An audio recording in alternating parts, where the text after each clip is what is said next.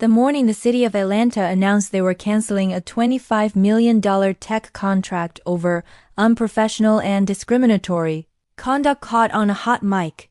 I made my coffee, opened the article on my phone, and hit play on the audio clip everyone was sharing. I already knew what I was about to hear. Still, when his voice came through my cheap Bluetooth speaker, the words felt like a punch. Can we get someone else to do this on the city side next time? I can't understand half of what she's saying. It's like being interviewed by Latina NPR. I thought this was supposed to be a professional video, not a diversity internship. If we're front-facing to taxpayers, maybe we get someone who sounds, American. And then, faint but audible, my own voice from earlier in the clip. Hi, I'm Sarah Mitchell with the City of Atlanta Department of Transportation. My voice, my accent, my name. The reporter's voice cut back in.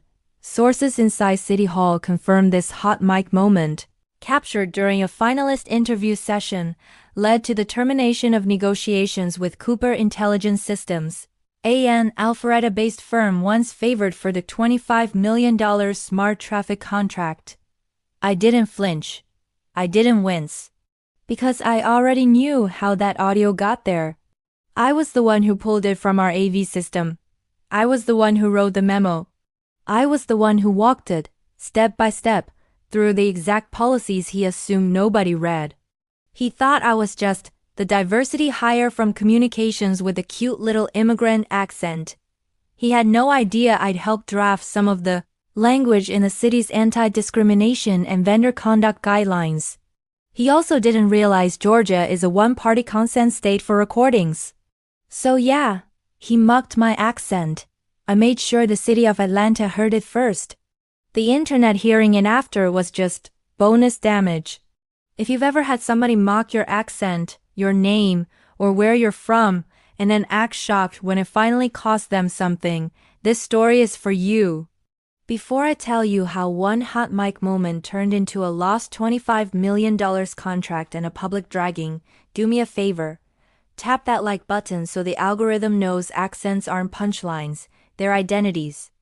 And if you're into real-life pro-revenge stories where receipts are actual city records, not just screenshots, hit subscribe so you don't miss the next one. Alright, let's go back to the beginning.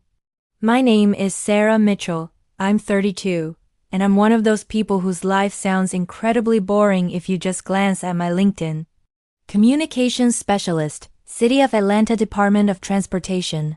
That translates to writing press releases about exciting things like paving schedules, arguing over whether traffic calming device sounds less scary than speed bump, sitting through public meetings where people yell at us about potholes we don't control, posting I-75 is a parking lot, please find alternate routes for the 3,000th time.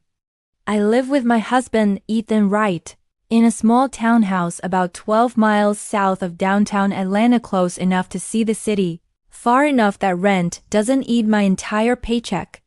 Our life is extremely Atlanta, complaining that rush hour is actually 3 p.m. to 7 p.m., knowing exactly which Waffle House is safe at 2 a.m. and which is absolutely not. Arguing about whether Chick-fil-A or Waffle House is the superior hangover cure. Timing our weekends around Falcons games and whatever chaos is happening at Mercedes-Benz Stadium. On paper, I'm as Atlanta as they come. I was born at Grady Memorial Hospital. I went to high school in DeKalb County. I graduated from Georgia State University. But if you close your eyes and just listen to me talk, people always ask the same thing. So, where are you from? Because here's the part that doesn't fit people's expectation of what a Sarah Mitchell from Atlanta is supposed to sound like. My mother is from the Dominican Republic. My father is from South Georgia, white as mashed potatoes. They met in college, fell in love, and raised me and my brother in a little ranch house where bachata and George Strait both lived on the same playlist. Spanish was my first language. I didn't learn English until kindergarten, and my early attempts were rough. I grew up saying tree instead of three, Tuesday instead of Tuesday, chicken instead of chicken. I got pulled out of class for speech support. I learned what ESL meant before I learned long division. By middle school, I had what people call a light accent. Enough that people knew I wasn't a standard TV American voice. Not enough that anyone could place it exactly. There's a softness to my vowels. When I'm tired or emotional, the Caribbean comes back hard. If I talk fast, Spanish leaks in at the edges. Most of my life, people have described my voice as cute, exotic, spicy. Like Sofia Vergara but less loud. Sometimes they mean it as a compliment. Sometimes they mean it as a joke. Almost never do they mean it as neutral. I've had servers repeat my order back to me in a fake accent. Coworkers say, "Wow, your English is so good, when did you come to America?" An ex-boyfriend asked me to say that again, but, like more spicy Latina. I learned to laugh it off. To be cool. To not be that sensitive person. I also learned that when you're the one with the accent in a mostly white, mostly native English professional environment, you get put in weird boxes. Diversity hire. The bilingual one.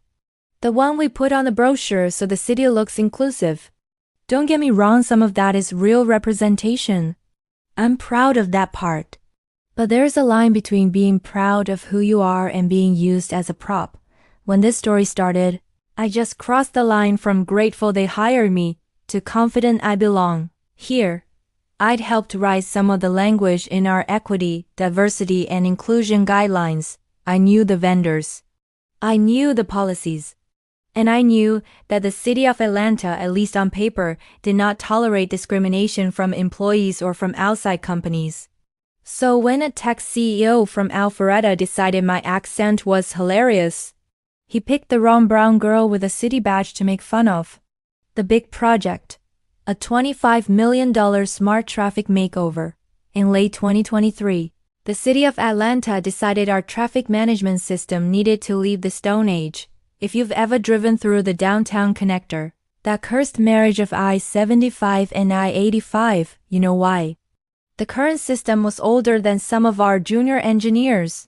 We're talking signals run on code written when pagers were still cool. Central software that crashed if you looked at it too hard. Intersections that might as well have been timed by vibes. The city put out a big shiny request for proposals, RFP, for an integrated smart traffic platform, real-time signal control. Adaptive timing based on actual traffic. Dashboards for our traffic operations center. Data dashboards to show federal grant folks that we were responsible and smart. The total contract value, up to $25 million over several years. That's not monopoly money. That's political career maker or breaker money. Because of that, the process was extremely slow, extremely procedural, extremely public. We held vendor info sessions at Atlanta City Hall. We live-streamed finalist presentations. We had community Q&A. I wasn't on the selection committee that was engineers, procurement, lawyers, and people high enough up the food chain that they got reserved parking spots. My role was more adjacent but essential. I coordinated the rooms, AV and live streams, drafted public-facing statements, helped shape the messaging into "this will help you get home faster" instead of "increased throughput on arterial corridors." Sat in the back scribbling notes, making sure nothing caught fire, literally or politically. We got proposals from several firms. They narrowed it down to 3 finalists. 1.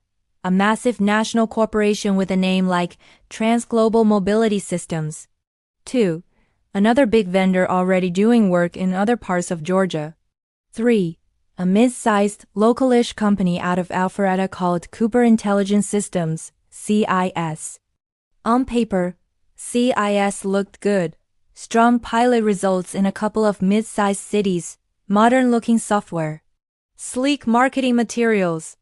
Their CEO, Brandon Cooper, was one of those tech guy archetypes you can conjure out of thin air. Early 40s, navy blazer, no tie.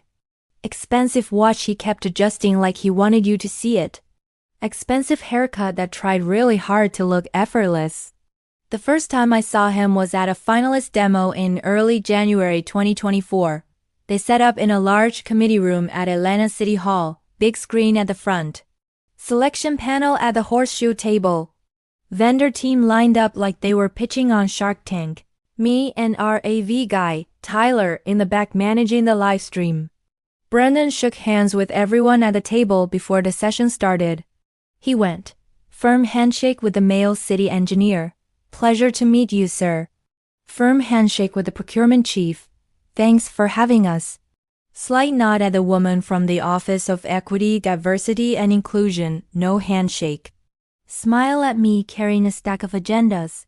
Can we get some water up here, sweetheart? I plastered on my work smile. Right away, I said, because at that moment my job was getting him water. On its own, that sweetheart could have been written off as old-school Southern. Annoying, but survivable. But there was something in his tone. Something that said, you are not a person I need to impress. You are not important. He did his pitch. He said AI 18 times in 20 minutes. He mispronounced Ponce de Leon like Ponce de Leon. But honestly, I gave Northerners a 3-month grace period on that. He talked about how his system had reduced congestion by 15% in some Texas suburb and flashed pretty heat maps on screen. The panel nodded. I zoned out every time he said, synergy. The presentation ended. They shook hands again. They left. As far as I knew, that was it. He was just another slightly smug tech guy hoping to profit off Atlanta's traffic misery. I had no idea that by the next month, he'd be mocking my voice into a live microphone, and I'd be the one holding the recording. The second visit. Lights, camera, disaster. 2 weeks later, February 12, 2024, CIS came back to City Hall for a deeper technical demo with operations, Q&A with the selection committee. A short on-camera segment we were filming for public education materials. That last item is where I stepped into the story. My boss had this idea. If we're going to ask the public to trust this system, let's show them who's behind it. Nothing fancy, just short interview clips with each finalist, explaining in normal words what they do. So we scheduled little mini interviews. 1 or 2 reps from each finalist. Filmed in a committee room with a city-branded backdrop.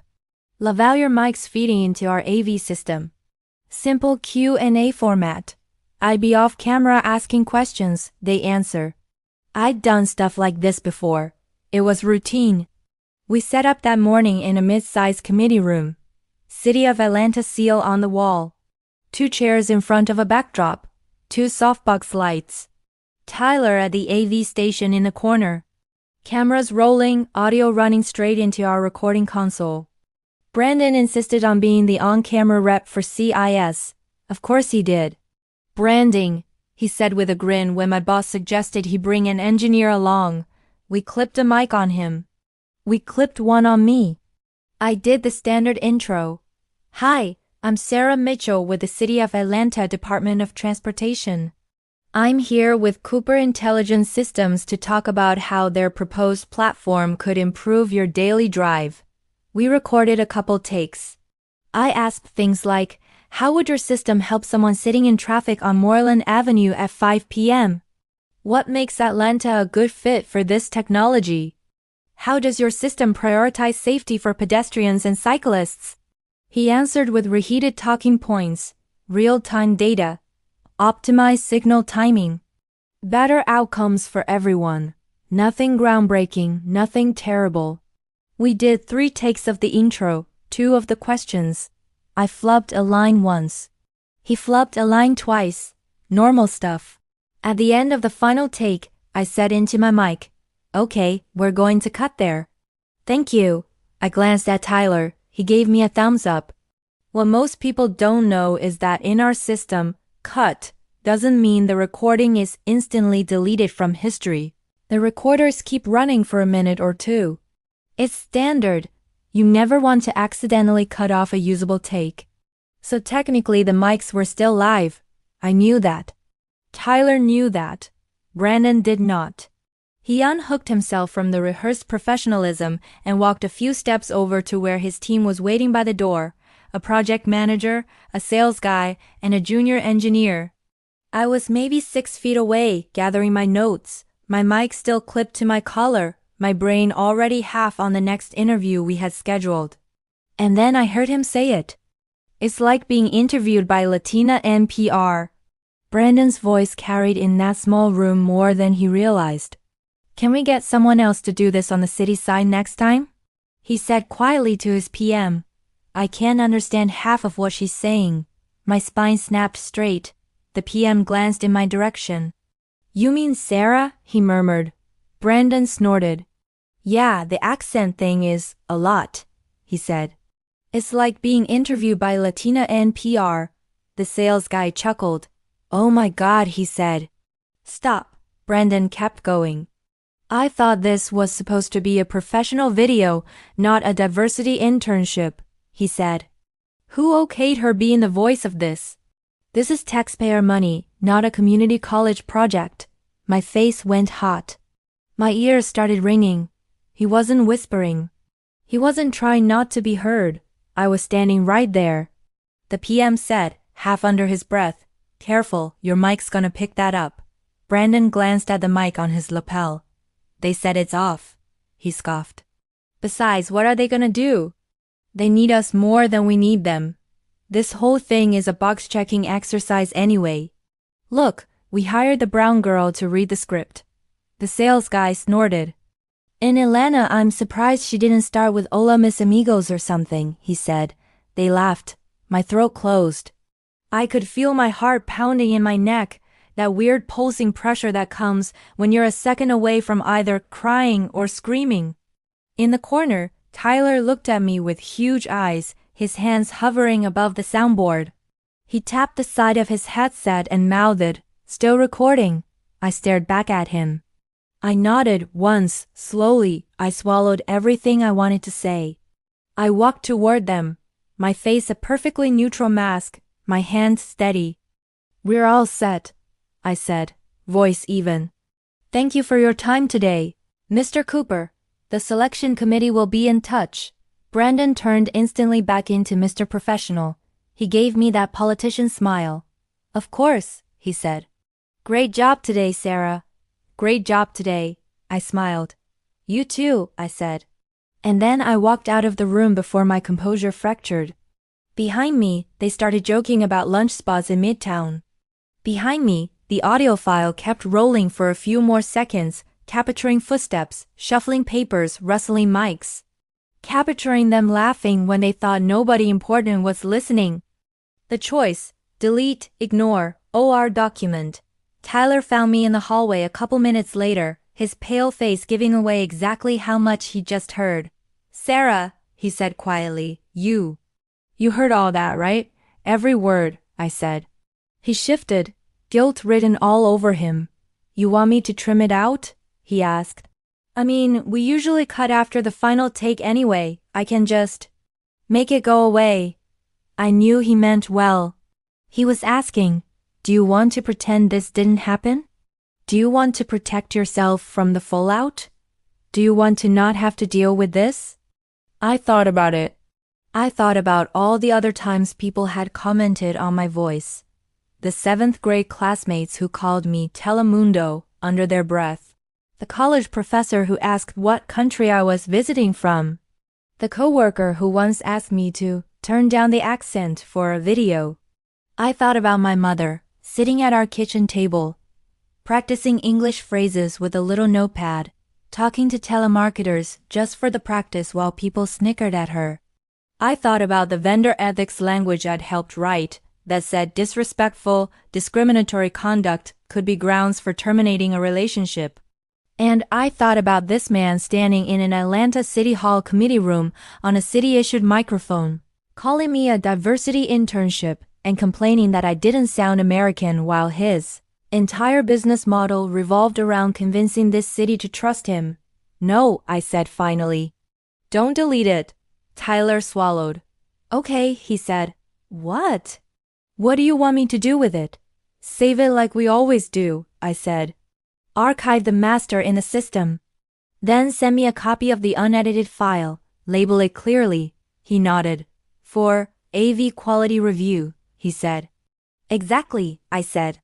He gave me a small, grim smile. Got it, he said. The memo that started everything. That night, after Ethan fell asleep on the couch halfway through some Netflix show and the house was quiet, I sat at our dining table with my city issue laptop, my headphones, the recording file pulled from our server. I listened to it again. Hearing it live, I'd been in shock. Hearing it through headphones, alone, felt like being 9 years old again, standing in a classroom while kids mimicked the way I said 3. But there was a major difference now. When I was 9, I didn't know the rules. Now, I literally helped write them. I paused the audio, wiped my eyes, opened a blank document, and I did what my job has trained me to do. I wrote. The subject line came first. Subject: Incident during CIS on-camera interview, potential violation of vendor conduct policies. Then the body, no drama.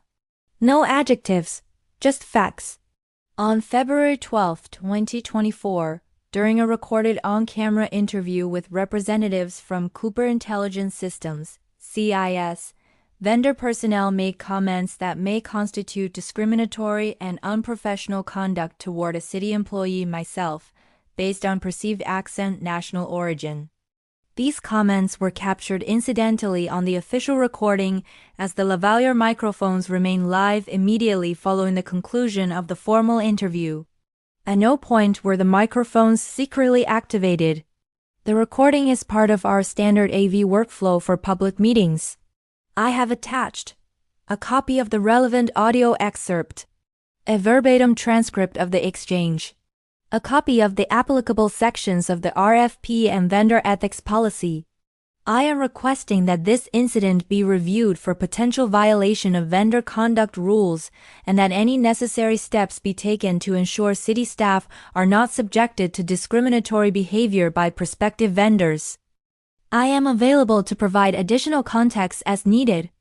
I attached a 2-minute audio clip, unedited except for start and trim, a transcript with timestamps, screenshots of the sections of our RFP that talked about vendor conduct, non-discrimination, and integrity. I read it all again.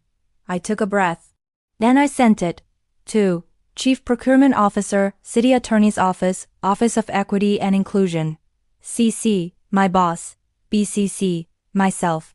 My finger hovered over the trackpad for half a second. I thought about what this might do to my standing at work, to the contract, to my inbox. Then I clicked send. Outside, a MARTA train rumbled past in the distance. Inside, my stomach twisted itself into a nervous knot. I closed the laptop. And for the first time in a long time, I went to bed knowing that if nothing else, I had at least stopped swallowing it. The next morning, I found out how fast city government can actually move when it wants to. Normally, email at the City of Atlanta feels like throwing paper planes into a tornado.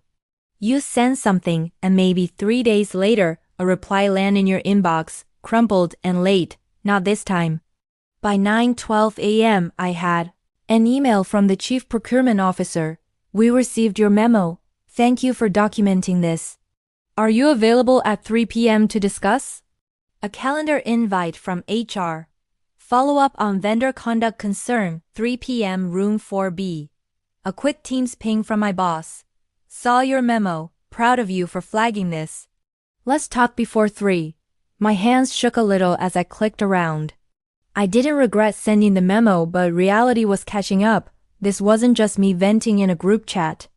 This was me kicking a $25 million hornet's nest. This was me putting my name on a document that would eventually be part of the public record.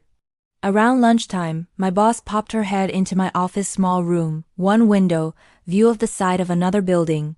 You got a minute? She asked. I nodded. She closed the door behind her and sat down. I listened to the clip, she said quietly. My stomach dropped, even though I already knew she would. Oh, I said. Yeah. She looked furious in that tight, controlled way that means someone has already drafted 3 angry emails in their head and decided not to send any of them. I am so sorry you had to hear that, she said. In our building, on our equipment. From someone who wants our money. I shrugged in that reflexive, stupid way you do when you've spent your life minimizing stuff like this. It's fine, I said. I'm fine. She raised an eyebrow. Sarah, she said. It is not fine. You may be okay, but what he did is not fine. I exhaled, a little laugh that wasn't really a laugh. Yeah, I said. Well, that's why I wrote the memo instead of just going home and eating hot Cheetos about it. She smiled at that small, but real. You did the right thing, she said. Just so you know, procurement and legal are taking this seriously. They called me last night. Last night. I repeated. She nodded. The chief procurement officer listened to it on his commute home, she said. Apparently he almost threw his phone at the dash when he heard diversity internship. That mental image helped. I snorted. Maybe that's our next public campaign, I said. Welcome to Atlanta. Don't call our staff diversity internships. She shook her head, still smiling. Anyway, she said, standing. At 3, just tell the truth. You did everything by the book. That matters. I nodded. After she left, I closed the door again and leaned my head back against my chair. Just tell the truth. It sounded simple. But I knew that the next couple of hours would define whether this incident got quietly buried in regrettable comments or actually turned into something. The meeting, HR, legal, procurement, and the tape. At 3 p.m., I walked into room 4B with my notebook and my heart pounding. In the room were my boss, sitting to my left, chief procurement officer, gray suit, serious face, an assistant city attorney, early 40s, legal pad, sharp eyes. HR rep, tablet in front of her. Rep from the Office of Equity, Diversity and Inclusion, wearing one of those shirts that says, Equity is not extra in small letters. Tyler, my AV miracle worker, hovering near the door like he wasn't sure if he was supposed to sit or run. The procurement chief started it off. Thanks everyone for making time, he said. Sarah, first of all, thank you for documenting this incident so clearly. He tapped a folder. I've got your memo, the transcript, and the policy excerpts, he said. Before we do anything else, I want to hear the audio straight through. Tyler stepped forward. I brought it, he said. 2-minute clip, unedited except for start and end. He plugged his laptop into the room speaker. Press play. For the third time, I listened to Brandon's voice fill a room. Can we get someone else to do this on the city side next time? I can't understand half of what she's saying. Yeah, the accent thing is a lot. It's like being interviewed by Latina NPR.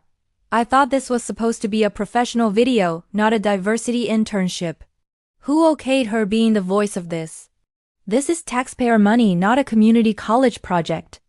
If we're front-facing to taxpayers, maybe we get someone who sounds, American. The room stayed dead silent all the way through.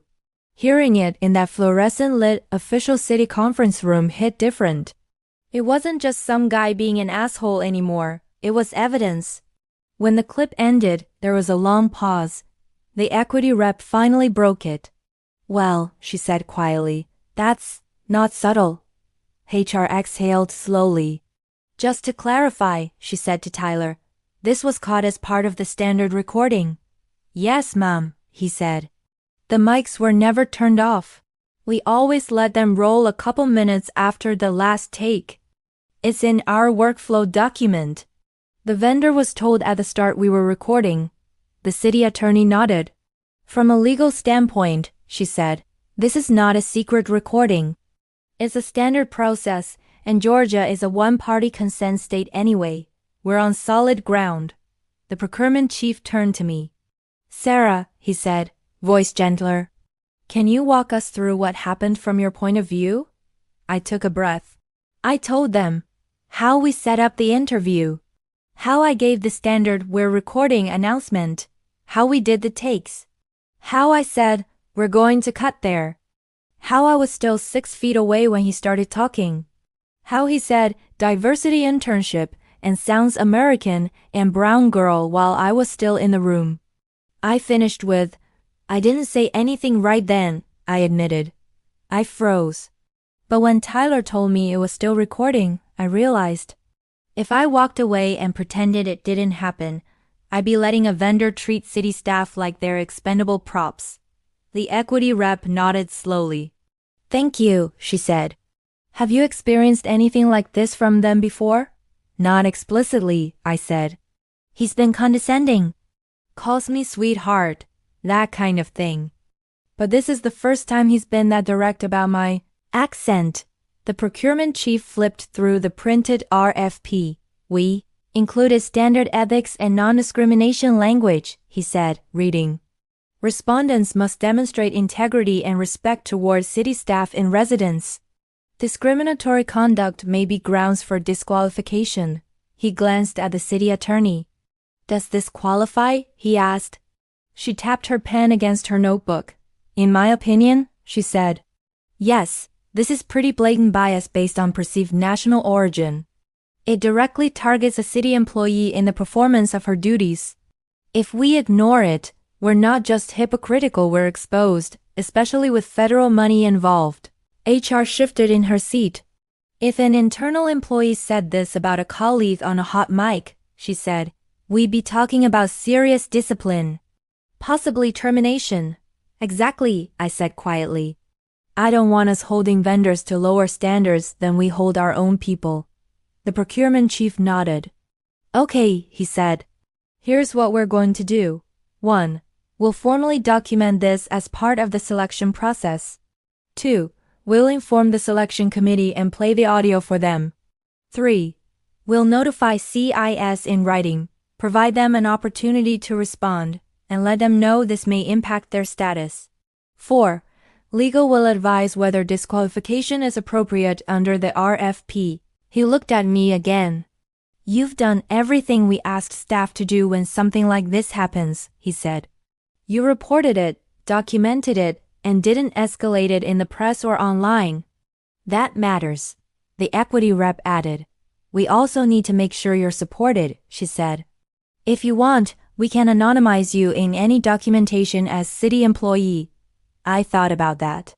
About being the anonymous staffer in some PDF somewhere. About watching this thing move forward without my name on it.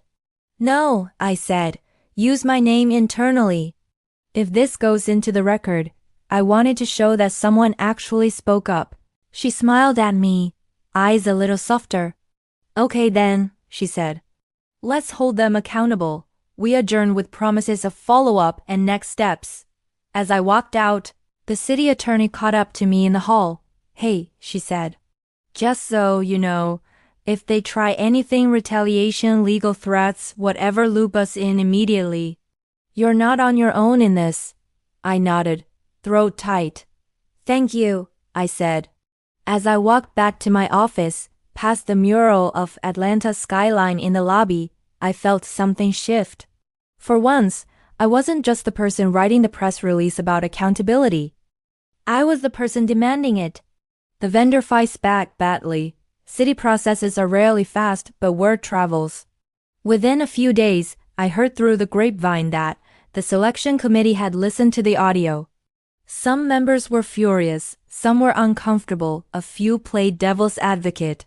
Is this worth losing the best technical solution over? The city attorney's office had flagged it as a serious concern. Procurement had drafted a letter to CIS. The letter I later saw was measured but firm. It summarized the incident. Noted the audio was part of the official record. Cited specific policy language about discriminatory and unprofessional conduct. Asked CIS to provide a written explanation and corrective steps within a deadline. A week later, CIS responded through their lawyer. The letter was a masterclass in fake accountability. Mr. Cooper regrets that his offhand comments were perceived as offensive. He values diversity and did not intend to disparage any individual or group. Perceived as offensive. Not actually offensive. He was engaging in private humor with colleagues and did not realize his words could be overheard or recorded, as if the problem was being overheard, not being said. Any attempt to use this inadvertent recording to disqualify Cooper Intelligence Systems would be disproportionate and potentially discriminatory against our company and its employees. Yes, the true victims, the people who got caught. When I read that line later, I laughed out loud. Discriminatory against them. Procurement forwarded the letter to me for awareness, along with a note from the city attorney that basically said, "We are not impressed." A few days after that, I got a calendar invite. Vendor Conduct Review, CIS Ethics and Selection Meeting. Location: one of the large committee rooms at City Hall. Time: 10 a.m. required. Selection Committee: Legal, Procurement, Equity, HR. Optional: Impacted staff. That last line was for me. I wasn't required to be there. I went anyway. The ethics meeting. This isn't cancel culture, IT's consequences. The committee room looked different when you're sitting at the edge instead of at the back with the AV gear. At the center table, chair of the selection committee, a longtime city engineer with the permanent expression of a man who has listened to 15 years of people screaming about potholes. Representatives from transportation, procurement, and IT, a rep from the mayor's office, because $25 million gets attention. Along the side, city attorney's rep, HR, equity office. Me and my boss, at the far end. The chair started the meeting. "We're here to discuss recent information regarding Cooper Intelligence Systems," he said. Specifically, an incident captured on a recording during their on-camera session.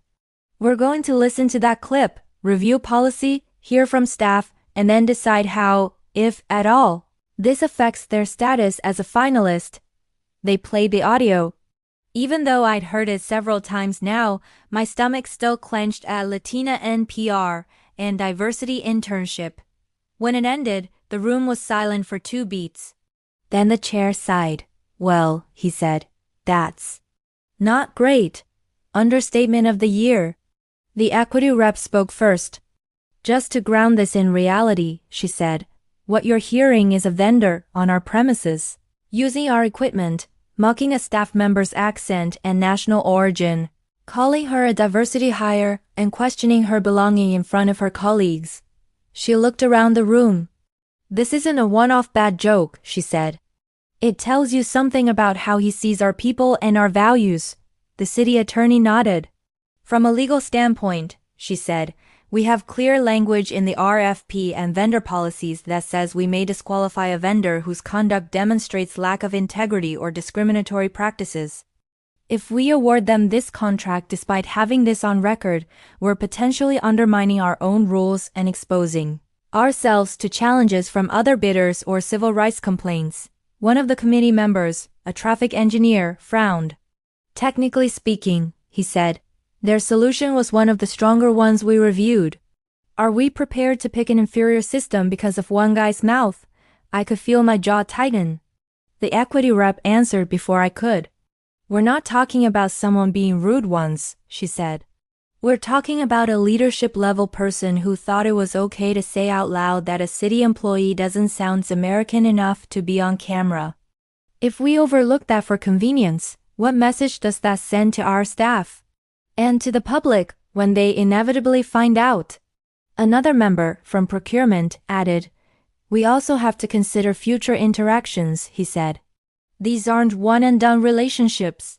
Whoever we pick will be working with our staff for years. If this is how their CEO talks about our people when he thinks the mic is off, that's a serious trust issue." The chair looked over at me. "Miss Mitchell," he said, "you don't have to speak if you'd prefer not to. But if you'd like to share anything, the floor is yours." My heart jumped into my throat. Public speaking is part of my job. I do it at community meetings all the time. But this felt different. This wasn't a scripted talking point. This was me as a person, not a title. I stood up anyway. "I'm not here as a technical expert," I said. "I'm here as the person he was talking about." The room's attention locked in on me. I swallowed. "I was born at Grady Memorial, raised in DeKalb County, went to Georgia State," I said. "I've worked for this city for 7 years. My accent is a mix of my mom's Spanish, my dad's South Georgia, and Atlanta public schools.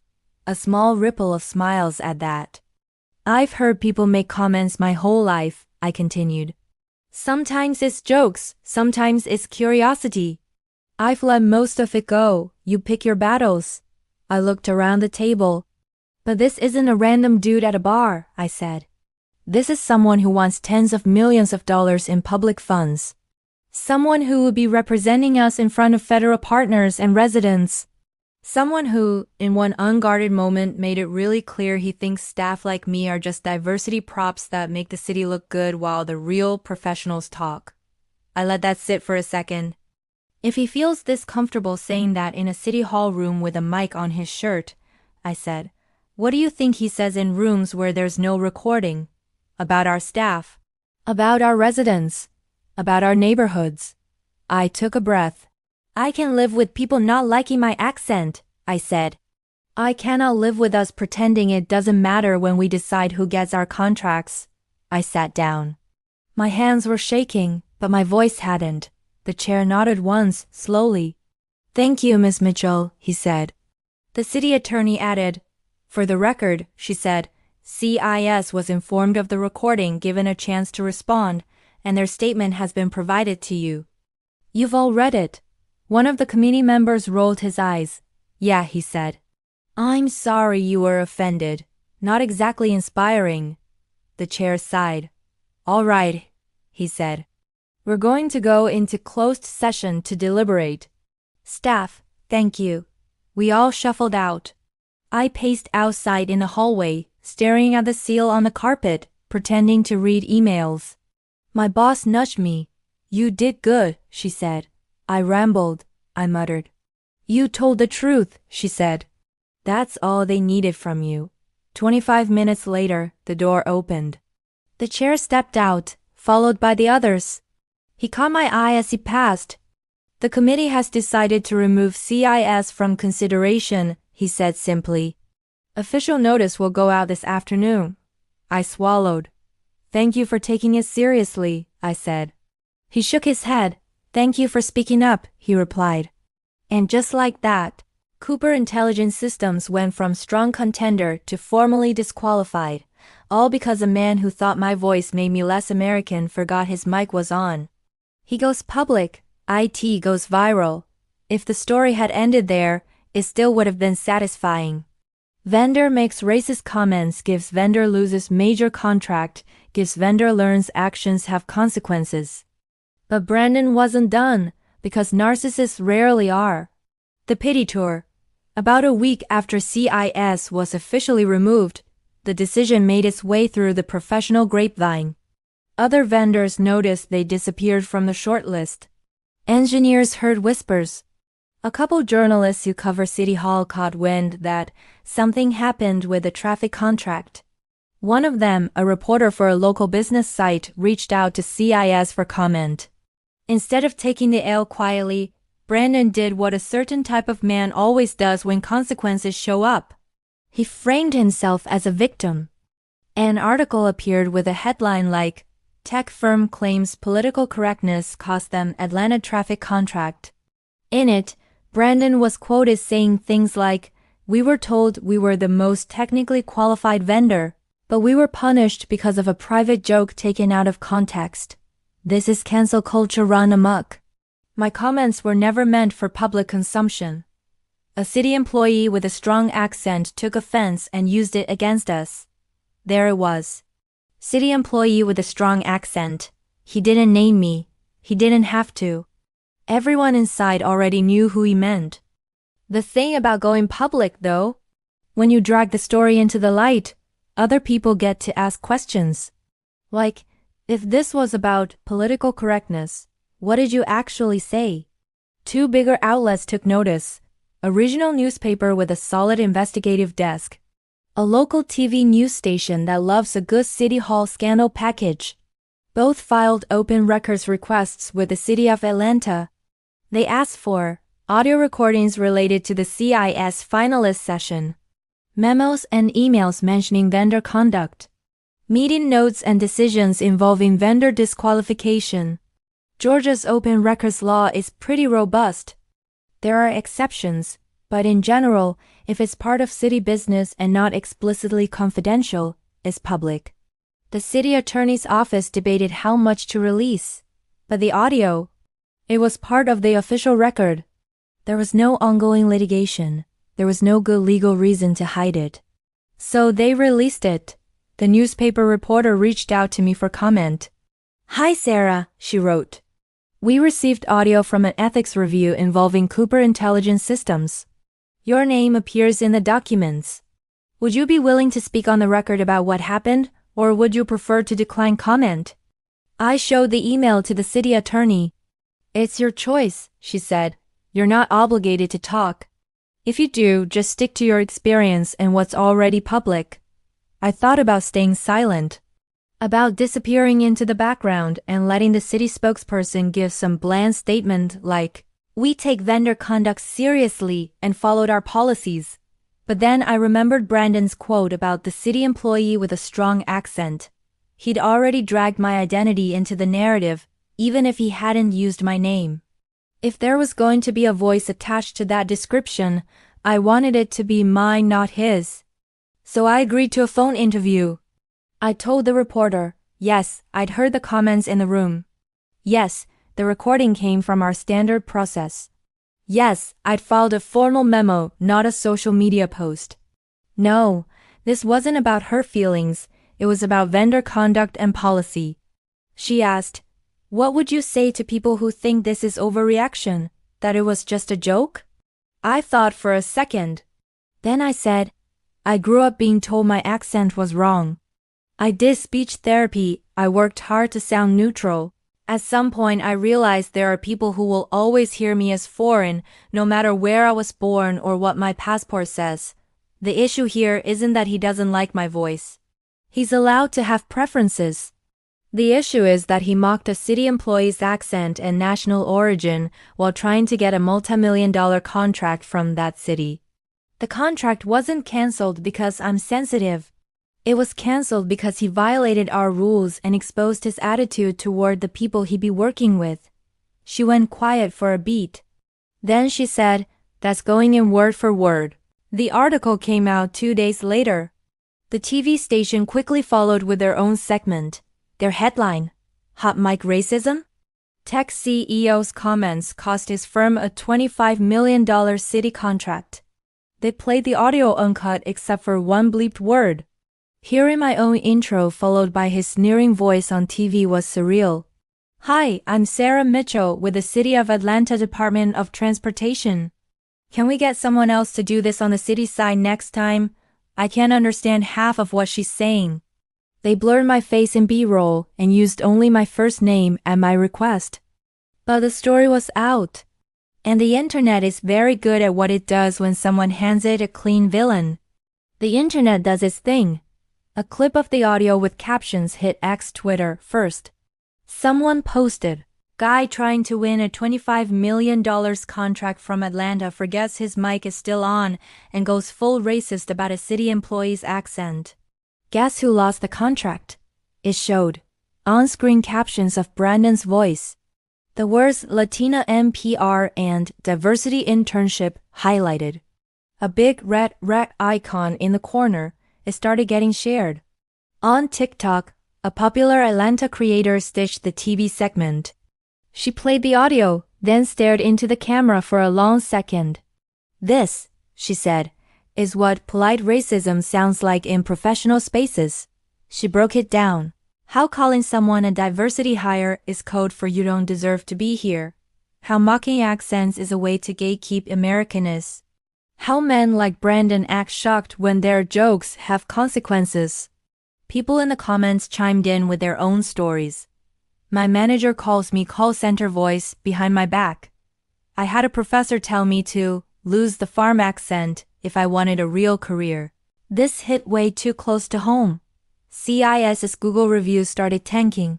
Old employees came out of the woodwork. One former sales rep left a review that said, "Used to work here." CEO routinely mocked clients and staff with accents. This recording is not an anomaly.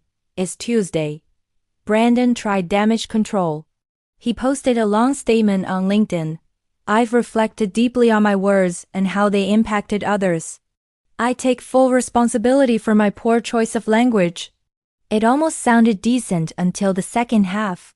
However, I believe the city's decision to revoke our contract considerations is disproportionate and driven more by political theater than by what's best for Atlanta's drivers. He still couldn't resist painting himself as the martyr. The replies were not kind. People quoted his own words back at him. Someone wrote, "Bro, nobody forced you to say diversity internship on a hot mic. That's not cancel culture, that's consequences culture." Another, "You're mad you lost a $25 million contract because you couldn't shut up for 2 minutes after the interview." Inside the city, people tried not to gloat publicly. We're not supposed to. But the number of hot mic jokes in internal meetings skyrocketed. Every time someone checked if their mic was off, someone else would say, "Remember, conduct yourselves as if everything is being recorded," and everyone would smirk. The equity office even started using the incident in their internal trainings, anonymized but obvious. Slide title: Case Study, Vendor Conduct, Hot Mics, and Why Policies Matter. Underneath, a bullet point that said, "If you would be embarrassed to see it on the news, don't say it in a city hall room wearing a mic. You might imagine that after all this, my life transformed. That I rode a wave of public praise, got promoted instantly, and walked through City Hall like a conquering hero. Reality, I still answer emails about potholes. I still sit in meetings about crosswalk paint. I still get coffee at the same Starbucks near City Hall, where the barista knows my name but still spells Sarah with an H like it's a twist. But some things did change. Work. They know you'll say something." Inside the Department of Transportation, people treated me a little differently. Not in a, "Oh, there goes the troublemaker" way. More like, "Oh, she's the one who doesn't quietly eat it." Coworkers would wander into my office and close the door. "Can I ask you something?" they'd say.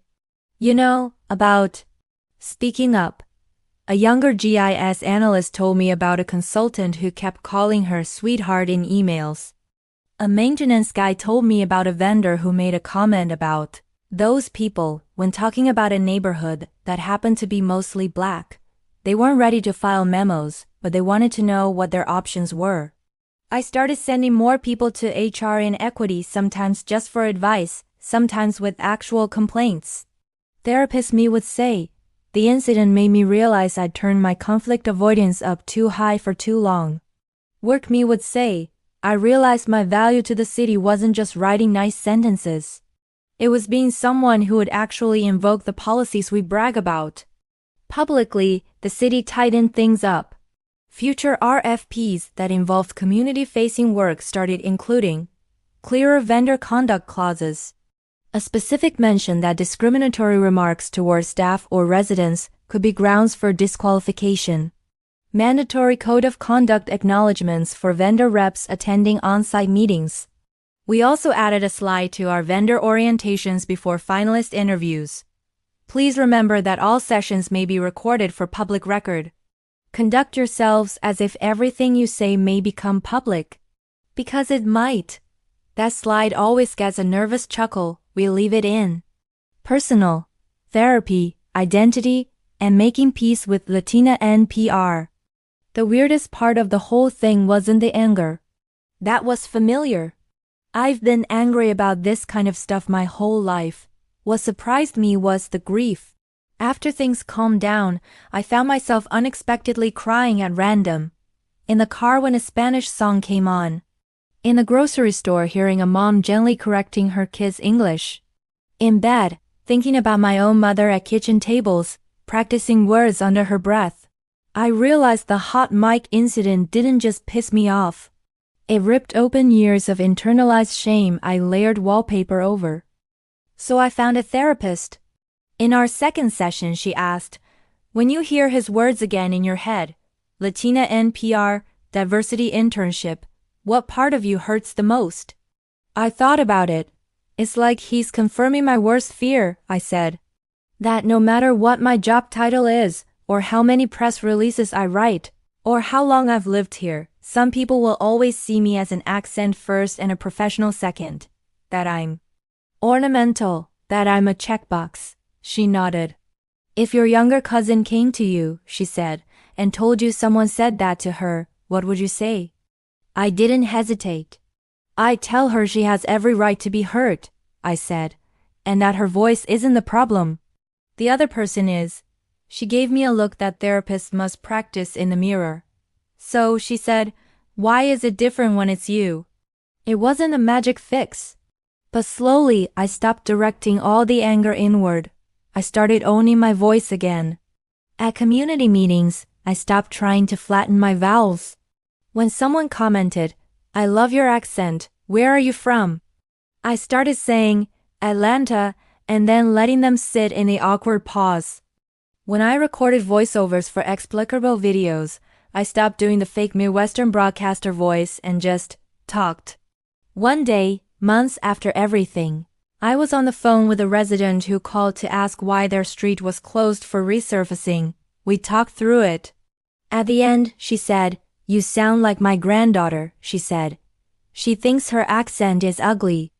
I'm going to tell her I talked to someone at the city who sounded just like her, and she was very professional. I hung up and cried for 10 minutes, not because of the racism I'd experienced. Because, for once, the association was something tender. Him, the contracts, the lingering consequences. As for Cooper Intelligence Systems and Brandon, I didn't stalk him, but public records and the occasional industry whisper painted a picture. From what I saw, they lost the Atlanta contract. 2 smaller municipalities quietly shelved their pending RFPs with CIS to reconsider scope. A regional Smart Cities conference removed Brandon from its speaker list. The slot was replaced with a panel on equity and urban tech. I laughed too hard when I saw that. CIS's Our Clients page on their website shrank. Logos vanished with no explanation. He didn't go to jail. His company didn't implode overnight. Real life is rarely that neat. But he lost real money, real prestige, real opportunities. All because he couldn't stop himself from turning my identity into a punchline in a room where his mic was still on. You know what the wildest part is? Even after all this, I don't care if he likes my accent. I care that he learned this. You don't get to insult the people whose trust you're asking for and still walk away with the bag. Where revenge ends and justice begins. People sometimes ask me when they hear the story, so do you feel like you got revenge? And I never know exactly how to answer. On one hand, I didn't hack anything. I didn't leak a secretly recorded conversation. I didn't doctor audio or create a false narrative. I didn't even send the tape to the media first. All I did was save a recording we were already making, write a memo, quote the city's own policies back to itself, stand in a room and tell the truth about how it felt. From that angle, it looks like accountability, not revenge. But I'd be lying if I said there wasn't a very particular flavor of satisfaction when I read the headline. Atlanta cancels $25 million contract over discriminatory hot mic incident. That satisfaction is revenge adjacent. Not key his car revenge, not ruin his life over one mistake revenge. More like, you treated me like a punchline in a system that was supposed to protect me, and I made the system actually do its job revenge, and I'm okay with that. If anything, it's the only kind of revenge I can live with long term. The kind where you don't have to lie, you don't have to scream. You don't have to become the villain to beat one. You just let the truth be louder than the joke. It's been over a year since the hot mic did its thing. I'm still answering emails about why lanes are closed on Peachtree, writing posts about detours and crosswalks, grumbling about I-75 traffic while scrolling through Spotify in my parked car. I'm also still speaking in the same voice he didn't like, drinking the same too sweet iced coffee on my walk to Atlanta City Hall, walking into those committee rooms knowing that if someone tries something like that again, I have a roadmap for what to do. The new traffic platform we picked instead of CIS? It's not perfect, no system is, but my commute is slightly less hellish. I like to imagine every extra green light wave I catch is a small apology from the universe.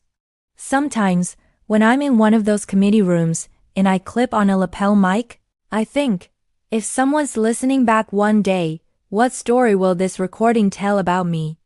I hope it tells them this, that when a man with power made fun of my accent in the heart of my own city, I didn't burn everything down. I just pressed play. So yeah, he thought I was just the diversity hire with the cute little accent.